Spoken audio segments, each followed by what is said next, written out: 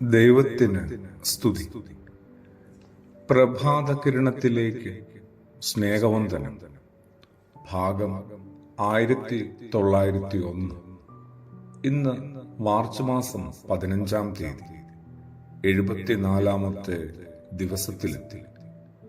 നോമ്പ് എന്തിനൊക്കെ ഉള്ളതാണ്?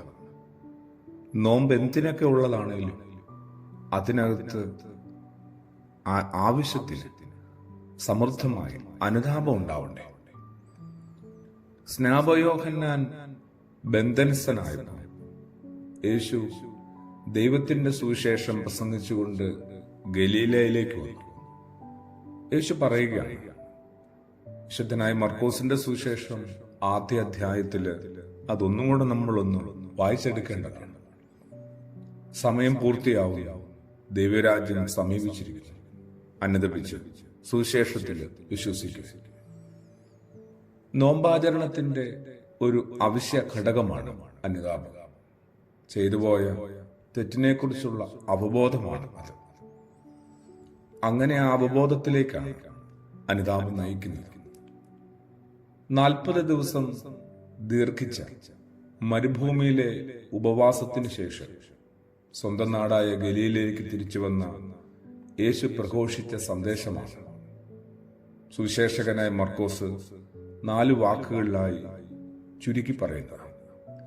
അത് 2 പ്രസ്താവനകളും തുടർന്ന് 2 ആഹ്വാനങ്ങളുമാണ്. വാക്കും പ്രവൃത്തിയും സർവോപരി സ്വന്തം ജീവിതവും അതിലൂടെ യേശു നൽകിയ സുവിശേഷത്തിന്റെ രത്ന ചുരുക്കമാണ് ഈ 4 വാചകങ്ങൾ അല്ലെങ്കിൽ ചെറിയ വാക്കുകൾ. 1, സമയം പൂർത്തിയായി. 2, ദൈവരാജ്യം സമീപിച്ചിരിക്കുന്നു. ഇത് രണ്ടുമാണ് പ്രസ്താവനകൾ.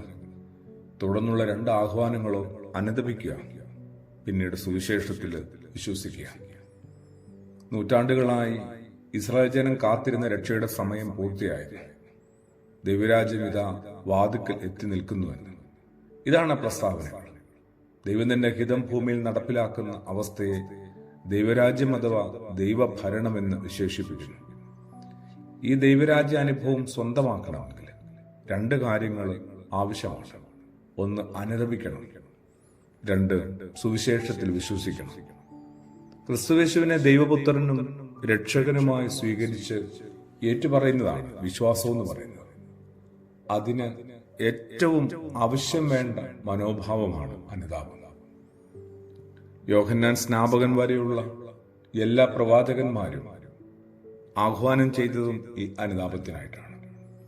ചെയ്തുപോയ പാപങ്ങളെക്കുറിച്ച് അവബോധമുണ്ടാവുക, പാപങ്ങൾ ഏറ്റുപറഞ്ഞ് മാപ്പിരയ്ക്കുക, പരിഹാരമായി ത്യാഗങ്ങൾ അനുഷ്ഠിക്കുക, ദൈവത്തിന്റെ കരുണയ്ക്ക് വേണ്ടി യാചിക്കുക. ഇതൊക്കെയാണ് നോമ്പാചരണത്തിന്റെ ഭാഗങ്ങൾ. നോമ്പിന്റെ 3 തൂണുകളെ കൂടി നമ്മളൊന്ന് പരിചയപ്പെട്ടിട്ട് ഈ പുലരി നമുക്ക് ഏറ്റവും പ്രകാശമുള്ളതാക്കി മാറ്റാം. നോമ്പിന്റെ 3 തൂണുകൾ: 1, ഉപവാസം തന്നെയാണ്.